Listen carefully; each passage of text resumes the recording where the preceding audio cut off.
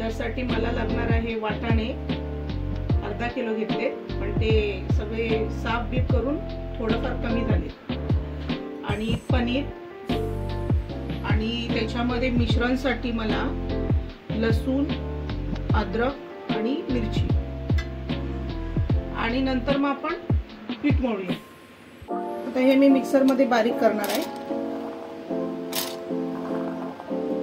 हे मिश्रण आपण ह्याच्यात काढून घेऊया वाटाण्याचं।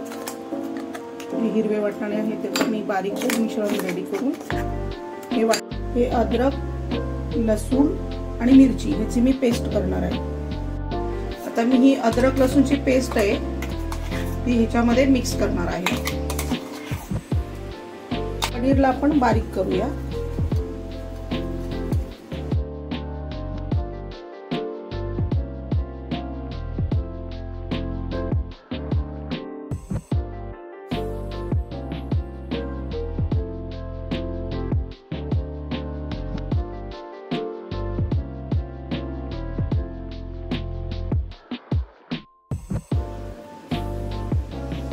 मी हे 3 कांदे घेतले, ते मला बारीक करायचे आहेत, म्हणजे मी पनीर मध्ये टाकणार आहे ते कांदे।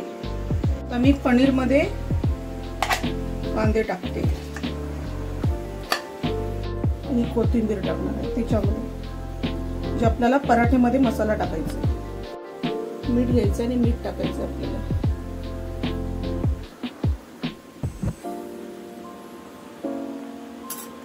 हे सगळं मिश्रण करायचंय एकत्र।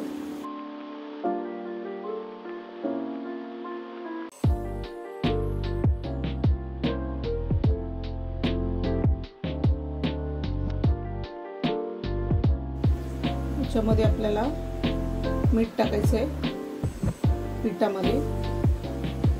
त्याच्यानंतर हे जे मिश्रण केलंय मी त्याच्यामध्ये वाटाण्याचं मिश्रण केलंय, हिरव्या वाटाण्याचं, आणि लसूण, मिरची आणि अद्रक ह्याची पेस्ट करून मिक्स केलेली आहे, ती ह्याच्यामध्ये आपल्याला ऍड करायची आहे।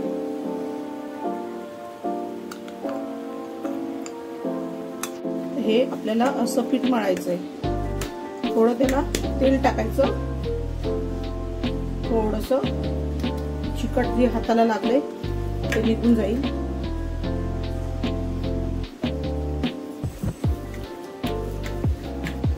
चांगलं मळायचं आणि त्याला मग मळून झाल्याच्या नंतर मग त्याला सेट करायला ठेवायचं 15 मिनिट। तोपर्यंत आपण चटणी करून घेऊया। आता मी हे शेंगदाणे घेतलेत, त्याच्यामध्ये मिरची, लसूण आणि कोथिंबीर, आणि अर्धवून थोडंसं जास्त लिंबू घ्यायचं आपल्याला, त्याचा रस ह्याच्यामध्ये टाकायचा, आणि साखर घ्यायची आणि मीठ, बस एवढंच।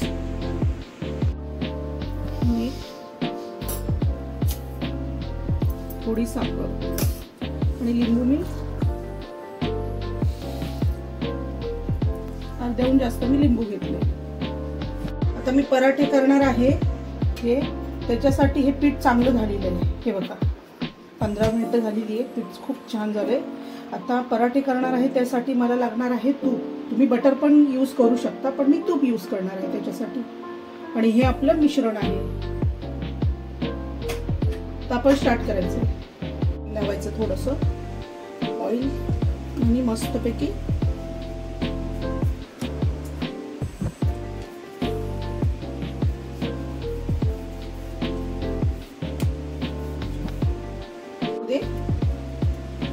हे मिश्रण टाकायचं आणि याचे छानपैकी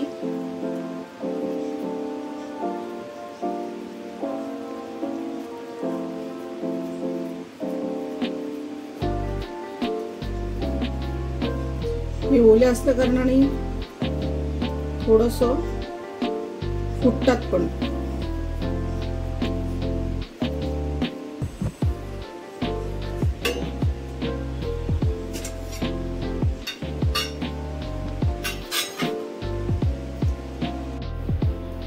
स्लोली पराठे स्टार्ट करायचे।